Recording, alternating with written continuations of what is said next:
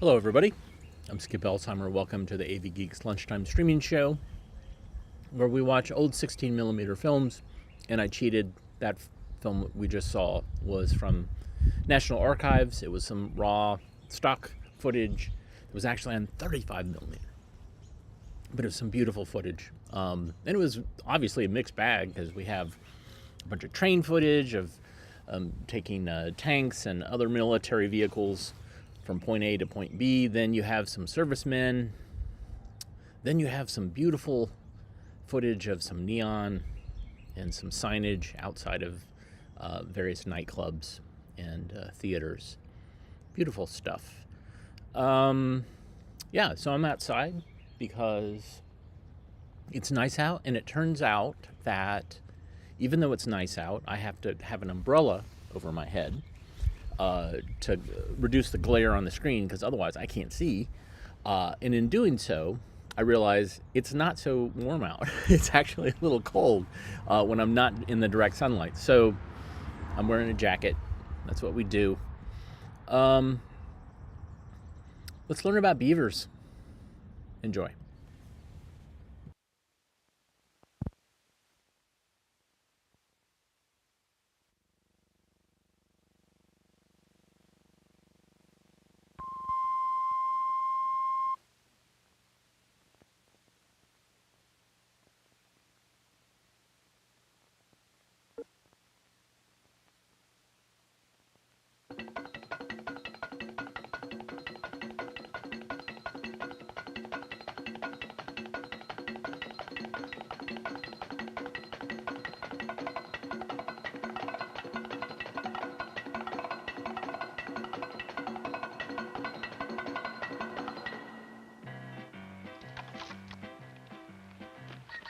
Beavers.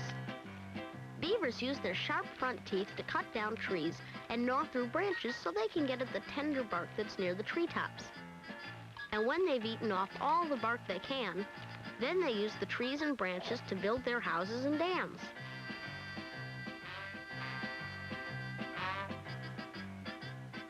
A beaver can chop down a small tree in a few minutes. Usually, a whole beaver family works together, but one adult always keeps on the lookout for danger. This is a pond that beavers made. This is the dam that made the pond, and beavers built the dam.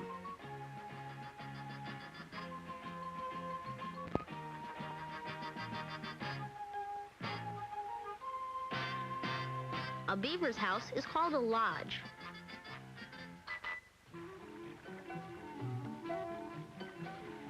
Beavers build a dam across a little stream, and it gets to be a big pond. Beavers need deep water where they live because they're water animals. Even though they spend some of their time eating and a little of their time scratching, beavers spend much of their time in the pond. That's where they get the materials they need for their dam and lodge. The materials are all around.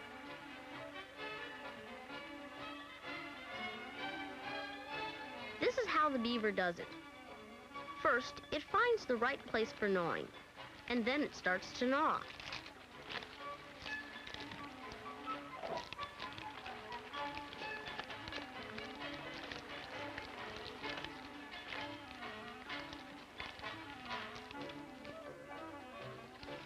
And another branch is ready to be used.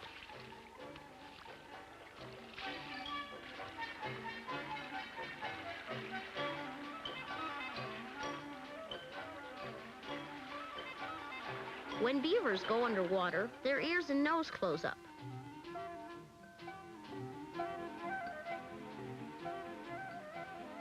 And so, all day long, the beavers keep busy, dragging the branches they've cut into the water.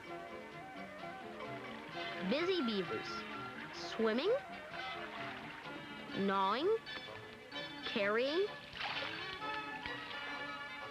lifting, and a little bit of eating.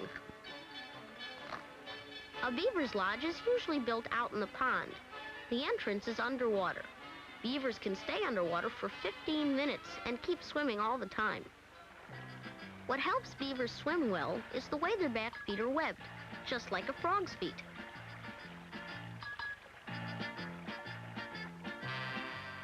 The beaver uses its tail to steer it through the water, like a boat uses a rudder.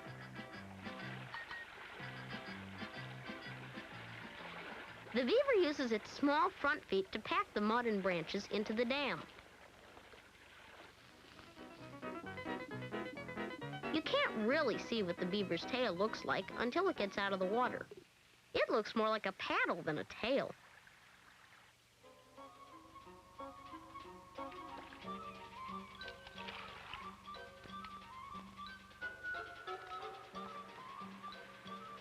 Beavers weave the branches into the dam and make it bigger and stronger.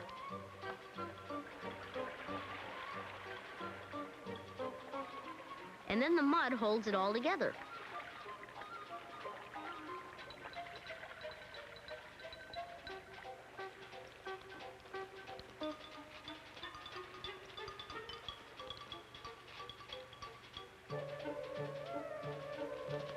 Beavers are pretty safe in their ponds. But if it seems like there might be some danger, the beaver slaps its tail on the water. That's a signal to the other beavers.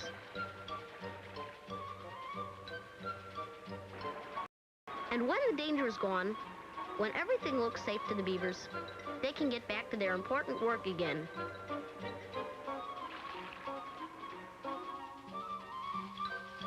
Beavers.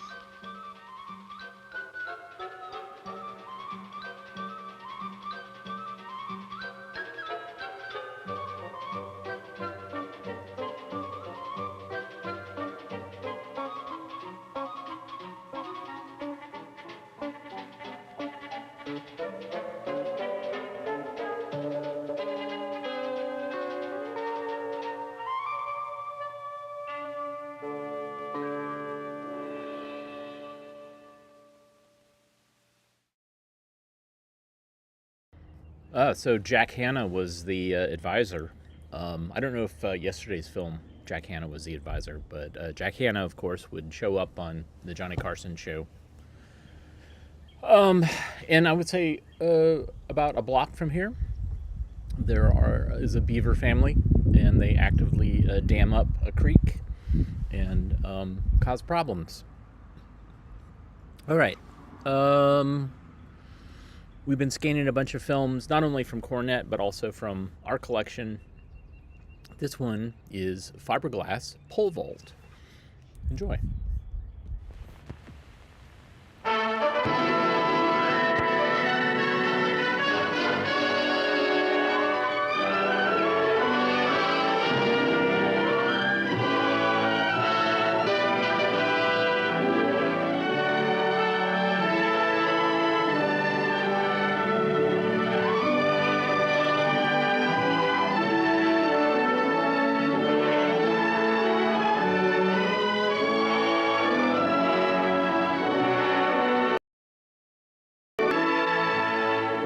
Speed down the runway, take off, up and over.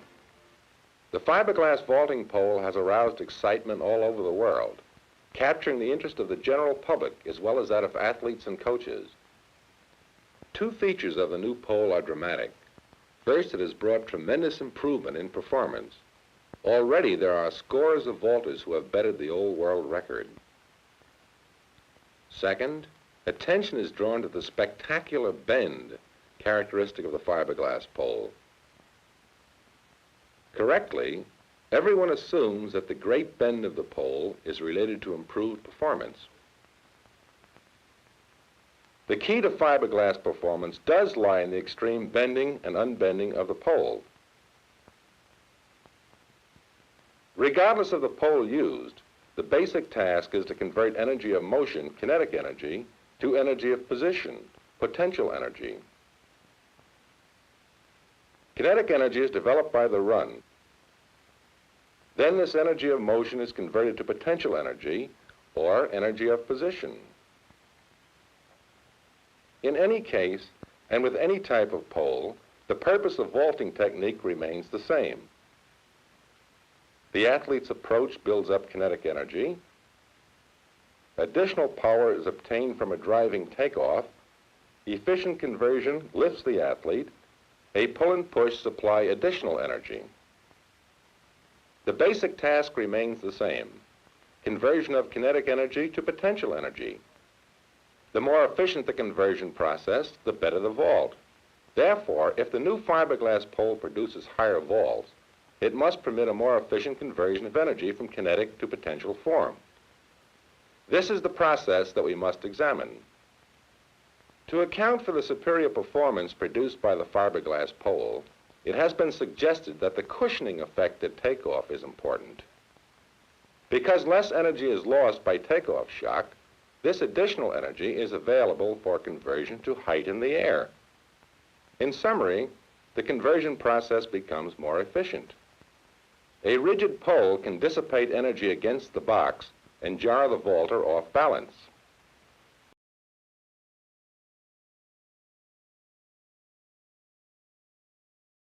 Takeoff drive. The effect of the fiberglass pole has been to relieve vaulters of the need to polish certain takeoff techniques designed to reduce shock. Also, the ultra-flexible pole permits a higher grip. Other things equal, the higher the athlete grips the pole, the higher he vaults. It has been suggested that the higher grip can be accounted for as follows. When the pole bends, the vaulter gets the benefit of grip height as measured along the arc formed by the pole. Yet, in terms of the mechanics of the pendulum, he works only against the distance represented by a straight line from his hand to the end of the pole. But this is not the full explanation. Note that most of the bend comes after takeoff. The higher grip afforded by the flexible pole is the key to improved performance, but fiberglass vaulters can grip higher because the new pole frees them from a limiting factor. When a rigid pole is used, the optimum takeoff angle is at right angles to the pole. Even at moderate grip heights, it is impossible to meet this ideal requirement. The dotted arc represents the amount of deviation from optimum takeoff. The smaller the angle made by the ground and pole, the greater the deviation. Efficiency becomes less and less. As the grip is raised, this angle becomes smaller, and a point is reached where it becomes virtually impossible to raise the grip further. The deviation becomes too great. A mechanical limit is placed on grip height and hence on performance. But a highly flexible pole can act more like a spring than a pendulum. To the extent that we no longer have a pendulum, the limiting factor is avoided. There is still a limit to grip height, but grip limit is now imposed by the amount of energy at the athlete's disposal, not by the mechanics of the pendulum. The fiberglass vaulter stores energy in a spring and then takes it back. Fiberglass vaulter is most efficient pole and most efficiently returned to the vaulter. In any flexible length, the greater the bend, the greater the amount of energy stored in the pole. Energy, still greater energy. During the run, kinetic energy is developed. The faster the run, the more the energy. It is this energy of motion, along with that developed by a powerful takeoff drive, that is stored in the pole. Yet, the development of energy during the run and takeoff is no guarantee that this energy will be efficiently stored. For example, if the direction of application is directly along the axis of the pole, no energy will be stored. Theoretically, no amount of force would bend the pole under these conditions. In contrast, the archer drawing his bow would represent ideal conditions for the storage of energy. There is a resistance at each end of the pole, and force is applied in the center at right angles to the axis of the bow. It is impractical, of course, for the vaulter to duplicate the action of the archer. He can, however, by the use of his arms, predispose the pole to store energy more efficiently. At takeoff, the arms are used to put a slight preliminary bend in the pole. The relative forces exerted by the arms are as follows. The lower arm drives forward, and the upper arm acts as a point of resistance. Though this preliminary bend may seem slight, it is highly important. It permits a much more efficient storage of the vaulter's energy. Spacing of the hands is important. There must be enough distance between the hands to establish two distinct points of contact on the pole. The force applied by the lower arm is forward. It is a pushing action. The upper arm pulls. The action of the arms makes the pole bend more readily when it receives the impact of the body. At takeoff, separation of the hands is essential.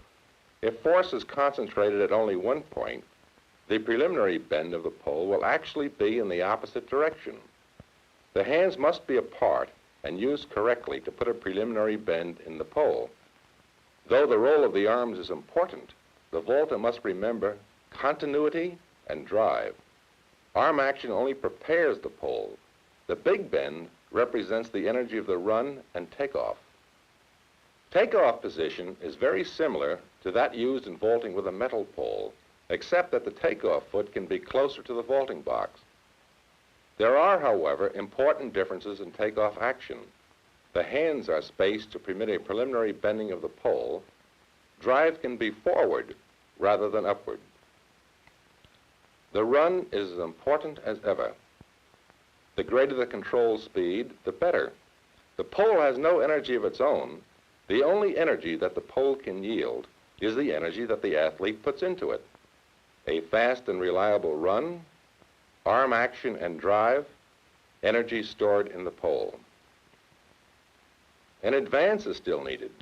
Several strides away from takeoff, the pole is started forward. The advance makes it easier to shift the pole into favorable takeoff position. Half of the task of fiberglass vaulting is to develop energy and to store this energy efficiently in the pole. The other half of the task is to make the best use of this stored energy so that the crossbar can be cleared. Position is the key word. Position is established early and then improved. Efforts to obtain position must not interfere with takeoff drive. Only when the vaulter is clear of the ground does he rock back into position. All of the great fiberglass vaulters are highly position conscious and use various exercises and training methods to emphasize an orientation that is up rather than out. Only correct position on the pole can make the stored energy available for clearance. A powerful drive through the takeoff. The lead leg continues to swing up. The flexed left leg is brought up and back. Orientation is up along the pole. Patience and poise are needed. Even though the pole has been unbending, notice that the upper arm is still extended. Pull is late. Good clearance at better than 16 feet. The run builds kinetic energy, position, late pull, and clearance. As soon as he is clear of the ground, the vaulter thinks of position. Pull is late, and the turn is still later. Favorable position on the pole must be obtained quickly and then improved upon throughout the long unbending. As the pole straightens, the turn is late. As the turn is completed, the top arm is extended. Most of the great vaulters report no sensation of pushing. The so-called push-off is a natural extension of the pull. The average vaulter will not be immediately helped by the fiberglass pole. In fact, initially he will do worse. Yet it is natural for the ambitious and optimistic vaulter to want to switch to fiberglass as soon as possible. There is a tendency to overlook the need to put energy in the pole. During his run, the average vaulter usually thinks only of clearance. He neglects power on takeoff. Without takeoff power, there is not enough energy with which to work. Early coaching attention centers on takeoff. Power, continuity, and alignment are stressed. The coach wants the athlete to learn to put energy into the pole. Only then can he work on using this power. The takeoff action must be continuous and powerful. The important task is to store energy in the pole. Position and air action must be mastered, but the first step is to develop kinetic energy and continue to drive off the ground. Energy must be stored before it can be used. In short, a sound takeoff is learned before attention is turned to air action. With a more powerful takeoff, the bend in the pole becomes greater. The degree of bend is a valid indicator of takeoff power, provided the pole is appropriate for the vaulter's weight. As the run and takeoff are improved, there is more power with which to work. Energy is made available for clearance. As always, pole vault performance depends upon how much energy the athlete can develop and how efficiently he can utilize it. In fiberglass vaulting, the task is to put the energy in the pole and then make the best use of this energy to clear the crossbar. The coming of the fiberglass pole has brought changes in technique. New skills must be learned. But achievement still goes to the athlete who is well conditioned, understands his event, and is willing to work hard.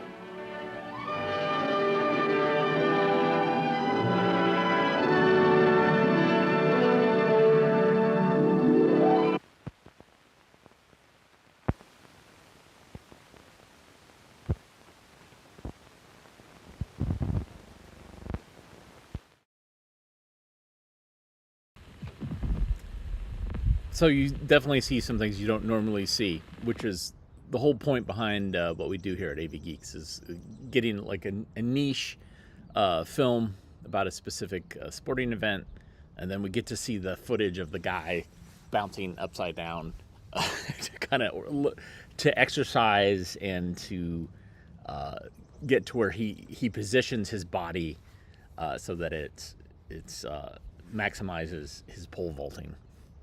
Fascinating. I love it. All right, here is something from our good friends at the Red Cross. A removal from the water. Enjoy.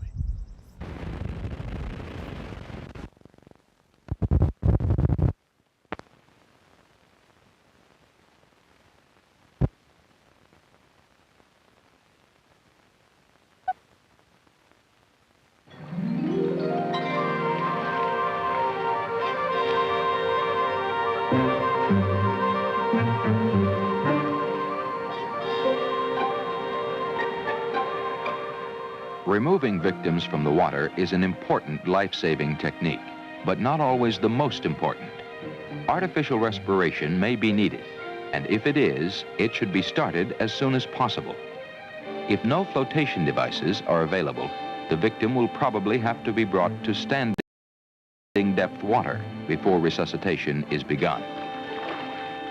If a rigid support, such as a poolside, pier, or boat, is closer than shallow water, the rescuer can use it for support as he begins artificial respiration. It is usually impossible, even for trained rescuers, to perform mouth-to-mouth in deep water without support.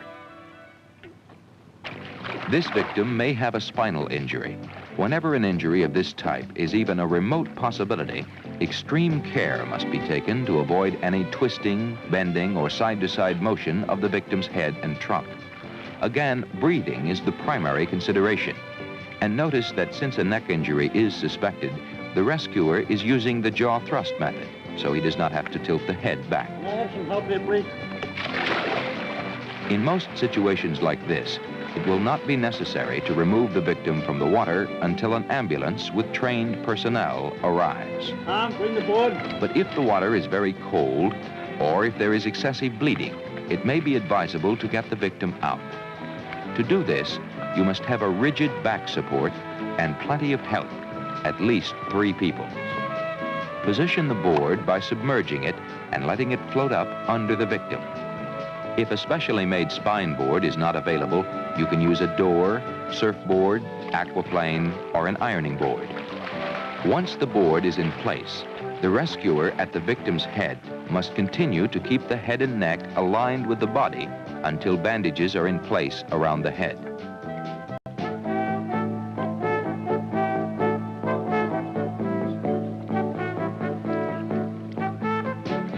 Finally, after the victim is securely tied to the board, she may be carefully moved out of the water.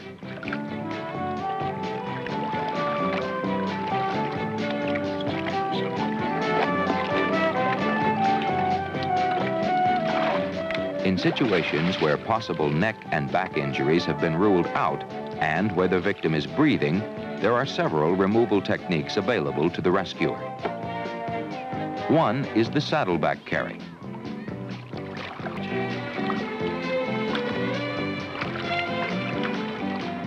Here, the victim is carried just over the back of the hips. This provides good weight distribution and a low center of gravity, and enables even a heavy victim to be carried without strain. The saddleback is an especially useful carry for climbing steps.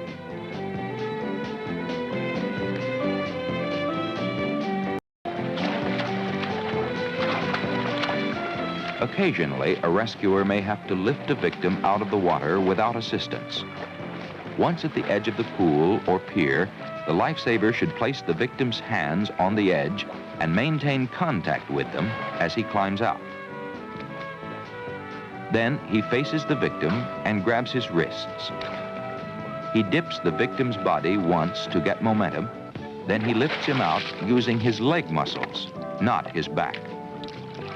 Once the upper body is lowered to a prone position, the legs can be swung onto the deck.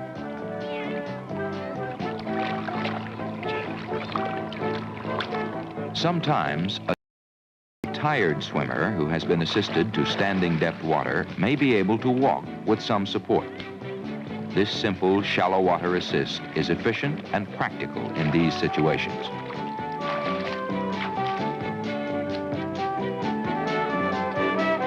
Where there is a sloping beach, the drag is the safest and easiest method to use for a victim who can't walk.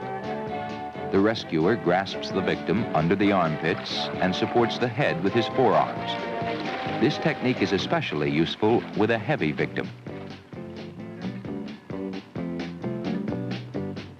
When help is available, it makes good sense to use it. Give me some help!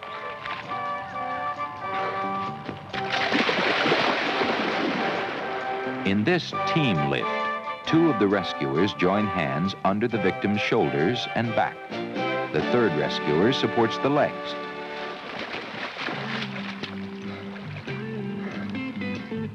Remember always that removal from the water should never be done in haste.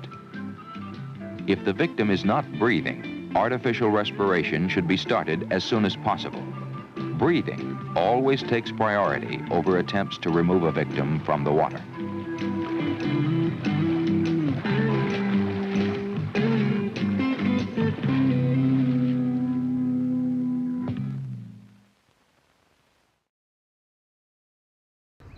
We've heard that production music before in some other films that have nothing to do with swimming. It shows up every once in a while, and I'm sure YouTube will tell me what it is and why I can't monetize this lunch stream because of that production music. Let's see, what do we got? What time is it? This is a film called The Weekend, because it's the weekend coming up. And let's see whatever you have planned on your docket for this weekend, if it plays out in this film. Enjoy.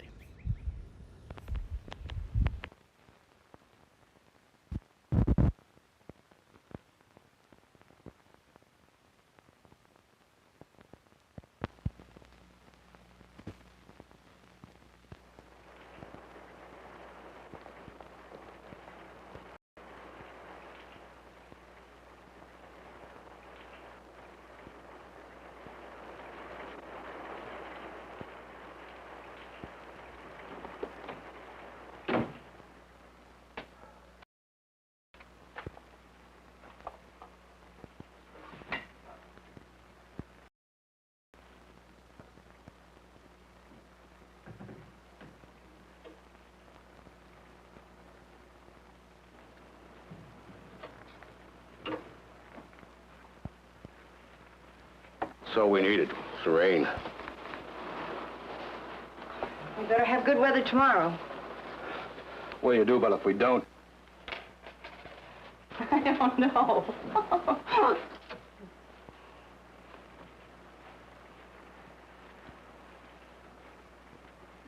So, what's happening at work? Oh, well, we're into the,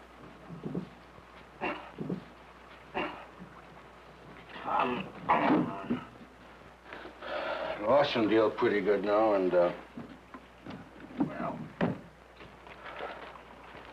just found the papers on,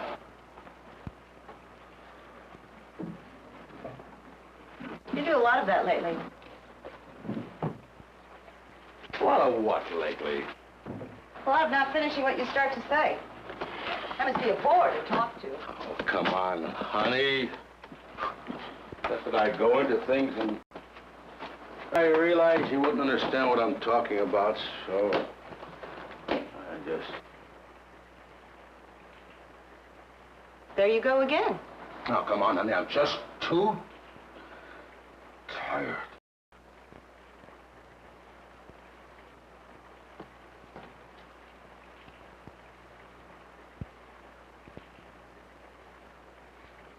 There you go again.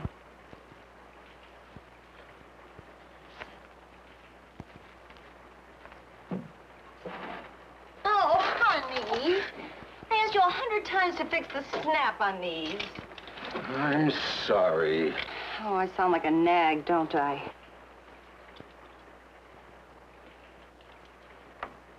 Well, do I? You really expect me to answer that? No, sir, not me.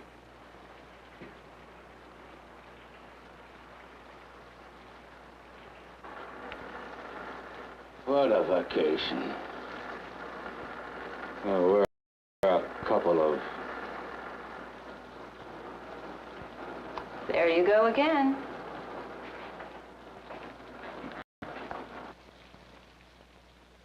You want to turn around and go back home? I don't care. Whatever you want to do.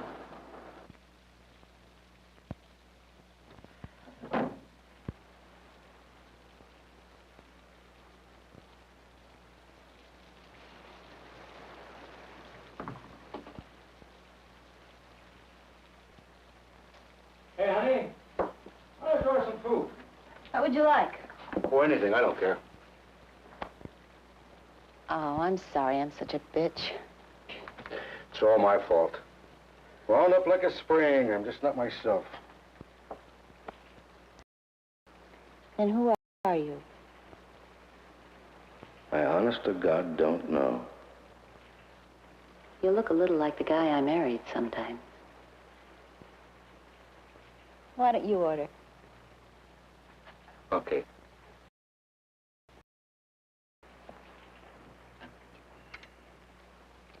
Room service, please. Room 18. Yeah, send up a couple of New York steaks, would you please? Medium. A large bottle of red wine.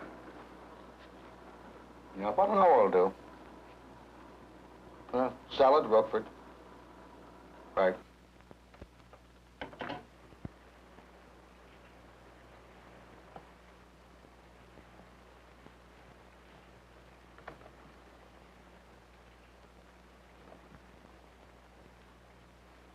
What are we doing to each other?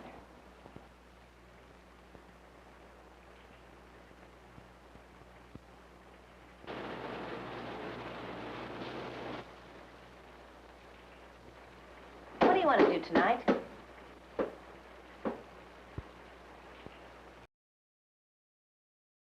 I've got to go over. Don't do the papers now. Honey, if we're going to play golf tomorrow, I've got to.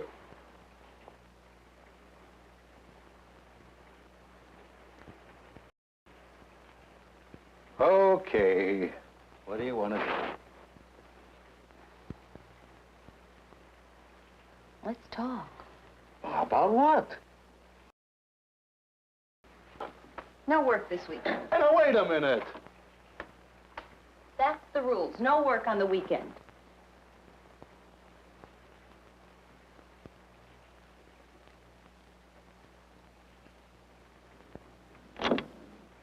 Rule number 2. We can't leave all weekend. We have to stay right here. You're kidding. I thought you wanted to play golf. Oh, that's it. Come back. And if you want to leave, there's the keys to the car. You're serious. Nevermore. Okay.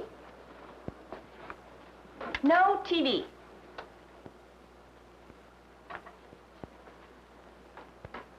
No radio. Just you. And you.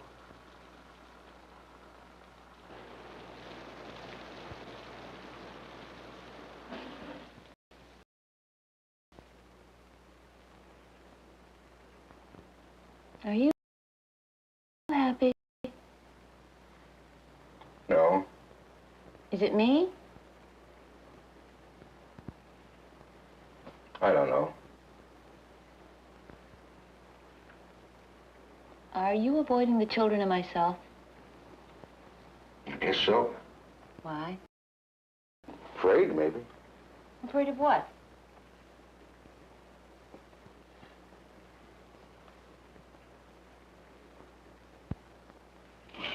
Okay, it's my turn.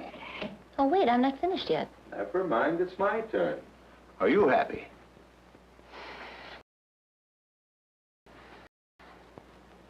Or were you happy? Yeah, a lot of times. But just not now, right? It's not just now. It's like lately I haven't felt much. How lately? Oh, I don't know, last 2 or 3 years. Oh, that bad. No, no. There were a lot of times I thought we made it together. I'm asking the questions.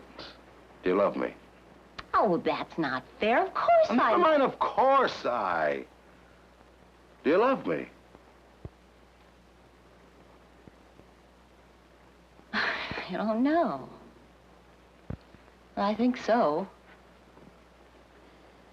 Do you love me? No, No, you answered it. that's not fair.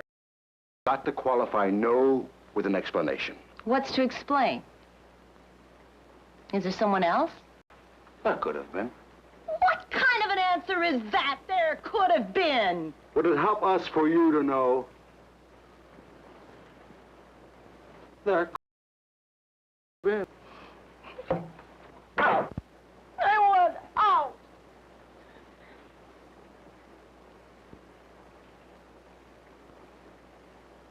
Too easy to leave, right?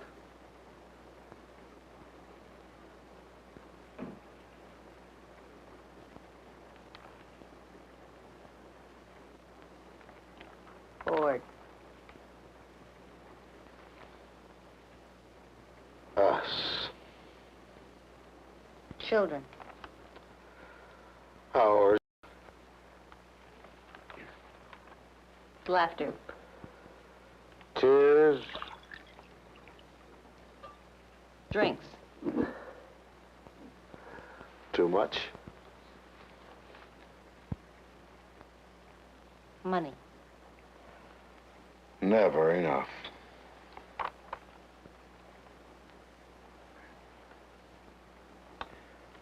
Marriage. Dull. Us.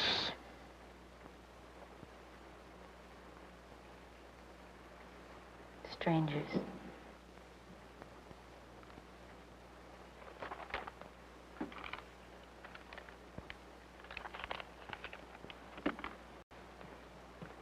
Where are you going? I'm out of cigarettes. If you leave, you can't come back.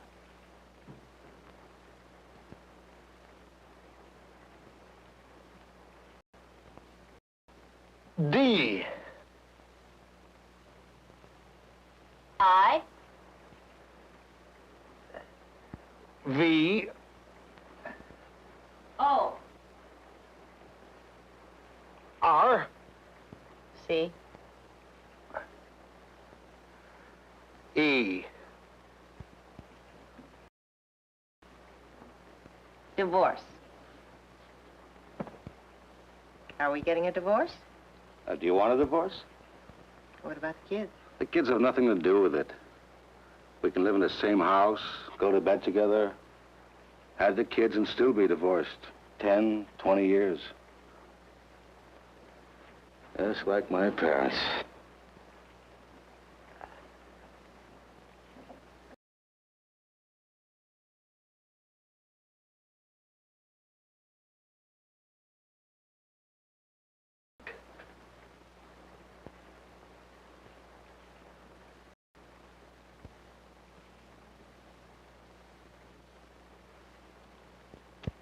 Your neck.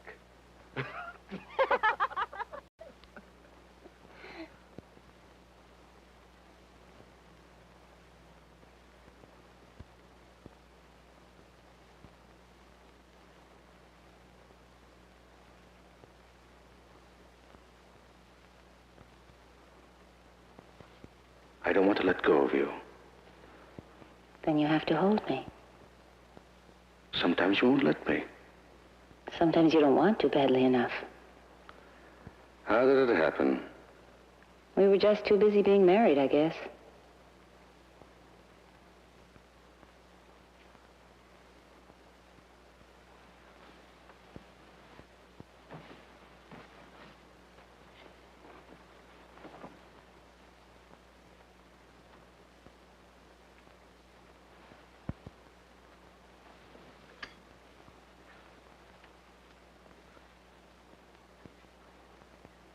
I was only going out for a Coke.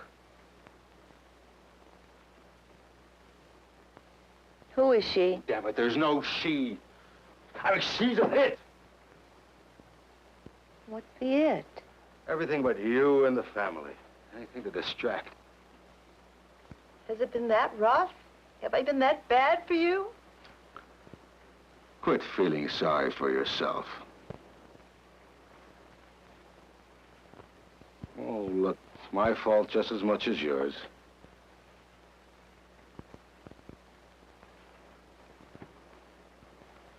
Will we ever get out of here? When the rain stops.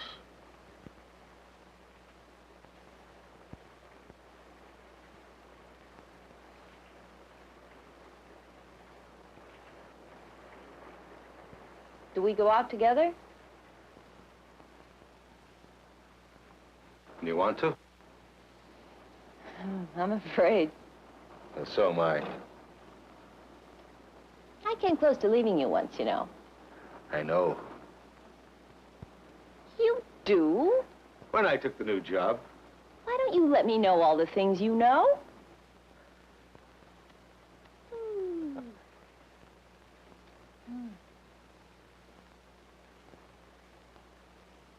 You've got to tell me. If you don't tell me, I think other things.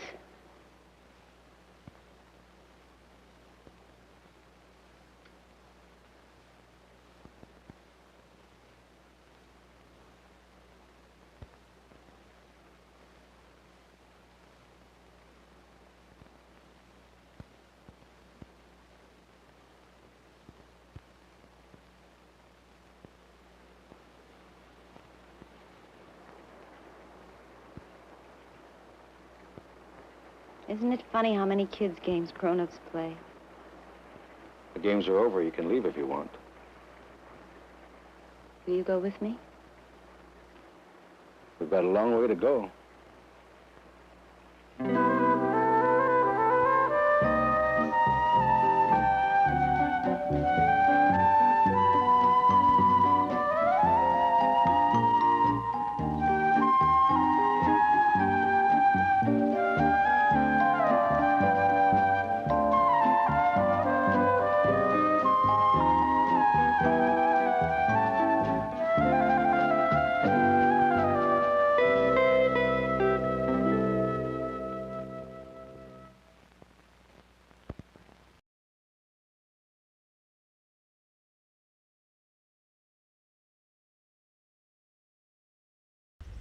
So that was a religious film shown to adults, probably in Sunday school, who were going through marital problems, or just what happens when you're middle-aged and you're married. But that reminded me of another film that I have. Nathan, thank you so much for donating, and I apologize for all the glitches. I'm not sure exactly what's going on. It might be that I'm outside and I don't know what's going on. But I got this film for you, which is the last film reminded me of this, and this will end hopefully on a better note. Enjoy. This is Nightmare, or specifically Seagram's Nightmare. Enjoy.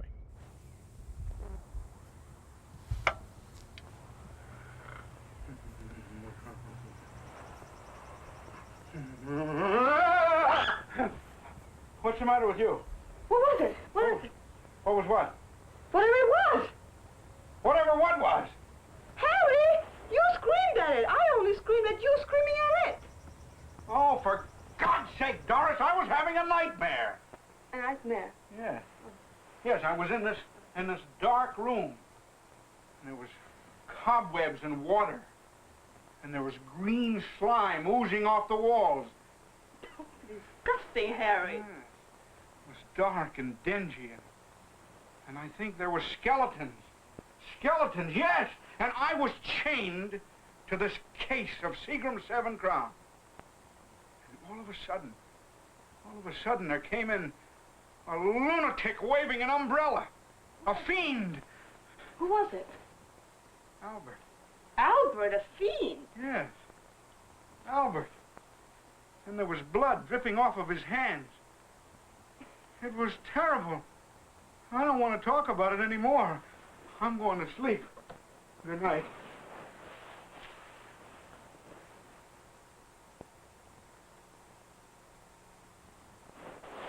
What do you want? What? The fiend. What did he want? Fiend? Yes, dear, the one with the umbrella that looked like Albert. No. He didn't look like Albert. It was Albert. Yeah. It was a terrible nightmare. There he was, spending my money like it was water. Oh, I'm sure Albert wouldn't do a thing like that. Yes, he did. And he kept insisting that I give him a 7 crown pour. And as if that wasn't enough, he wanted me to put it on the back bar, too. So? So? What do you mean, so? If he had his way, the whole bar would be littered with 7 crown. Thousands of bottles of it, millions maybe, mountains of the stuff. Oh, go to sleep. Sleep? How can I sleep? With Albert pelting me with 7 crown, popping up in my nightmares, like a ghoul.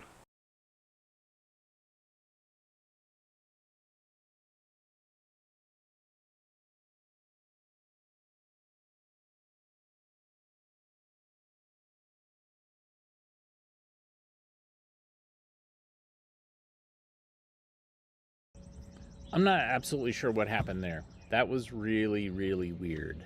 That file must have some sort of corruption to it, and I apologize for that. Let's watch this instead.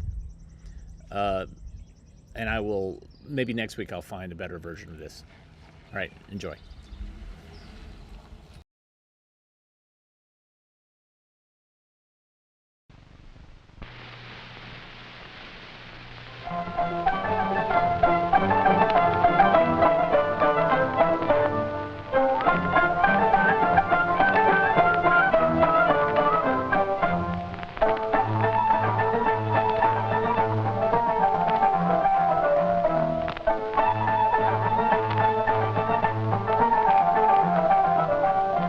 Tell my stories here. Let the coffee house be full of friends. Listening to my story, may they be free from sorrow as when the Hoja told this story. A great king called the Just had finished a day of hunting, and as the royal servants were preparing the meat, they found they had forgotten the salt. So they sent a boy to get some salt from the nearest village. Just then, Hamid interrupted them. Listen, I have just heard it said, and all the friends said, shh, shush yourselves. I just heard it said that there is to be a meeting in the marketplace tomorrow at 4. An interruption is rude. Permit me to repair it, and we shall consider your petition. My son, God grant you patience. May your shadow be always upon us. A friend said, continue, Hoja. They sent a boy to the village for salt. But the king commanded that the salt must be paid for, lest the village be ruined. Ruined? By taking a pinch of salt? How could a handful of salt taken by the king destroy a village? As the great Persian poet says, if the king takes a single apple from the orchard of one of his subjects, his army will pull up the whole tree by its roots. Thus justice is defeated, for each should receive the fruits of his labor. Ah, la, these are old-fashioned ideas. What do you mean, Hamid? Apples, salt, nonsense. The communists say everything must be shared, from each according to his abilities, to each according to his needs. This is the modern way. I have never heard anything so foolish. What a man earns belongs to him. Each must receive the value of his labor, no more, no less. Let me tell you a true story to prove my point. When I was a judge in a small village, there came to me one Mahmoud with a petition. Your Honor, I charge that this woodcutter has cheated me out of my rightful wage. Oh, me? For know, Your Honor, that this man cut 30 loads of wood for Sidahetan Effendi, who is, as Your Honor knows, very rich and pays very well. As he was cutting the wood, I passed by, and I stopped to offer him some advice. My dear fellow, you obviously know nothing about what you're doing. In the first place, your axe is not the right kind for felling a tree. In the second place, you're standing too close. And in the third place, you'd get twice the work done if you had more enthusiasm. Don't stand there. The tree will fall on you. Do you think I'm so stupid I don't know which way a tree will fall? Now, I cannot improve your axe, and I cannot correct your habits, but for a reasonable fee I can add to your enthusiasm, encourage you, and give strength to your arm, for I will cheer you on. Ah! Ah! Oh,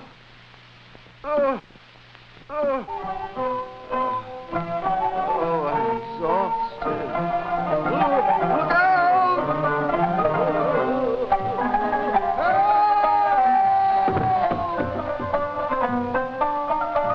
So you see, Sword of Justice, you know that I gave this woodcutter very material help. He has just been paid for his work, but refuses to give me my share for helping him. And you believe that you have earned something and that you should be paid. Oh, seat of wisdom, I have heard you say many times that everyone should be paid according to what he produces. Therefore, I must receive from you my just reward. Your Honor, I am the accused. May I not speak in my own defense? I do not think that will be necessary after hearing the facts. And I trust you have told us the facts. Upon my life, that will be sufficient. Of course you are right. The idea of his receiving everything for merely cutting the wood, while you stood by and took so much trouble every time he drove in the axe, it is not to be thought of. There shall be justice, and you shall receive your share. But, Your Honor, it was I who cut the wood. What possible claim can he have because he stood there looking on? Hush, my man. You don't understand. You have with you the money you received for cutting the wood. Yes, Your Honor. Please give it to me.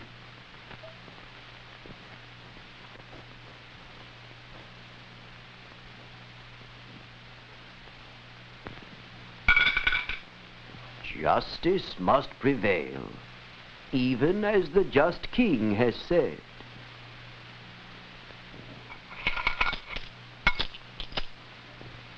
And a man must be paid in proportion to what he has produced.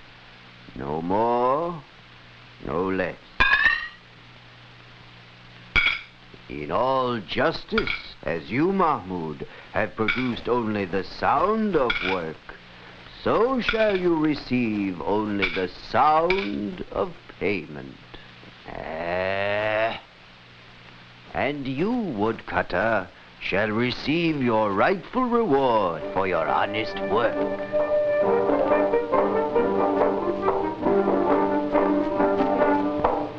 Thus, through the ages, each gets as much as he deserves, and he deserves as much as he gives.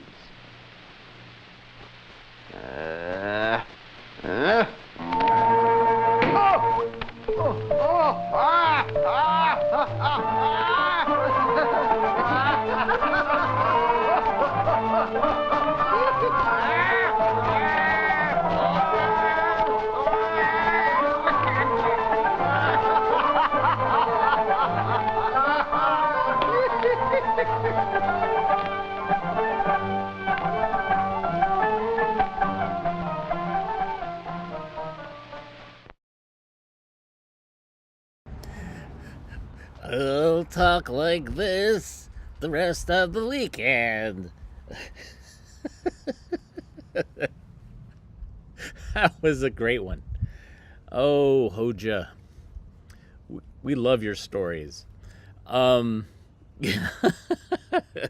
since you've made the sounds of work, you'll only be paid the sounds of money. I love it.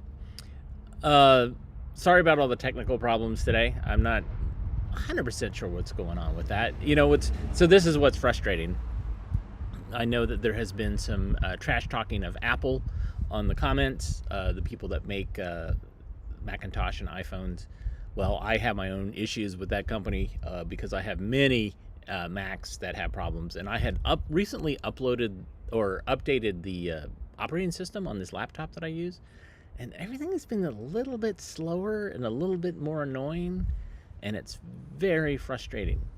Very, very frustrating, because I have to pretty much quit out of everything to get things to run right. So I apologize for that, and I'll keep trying to diagnose and figure out a way to fix that for future screenings, because I know it is disruptive and no fun for you and for me. But thanks for tuning in today.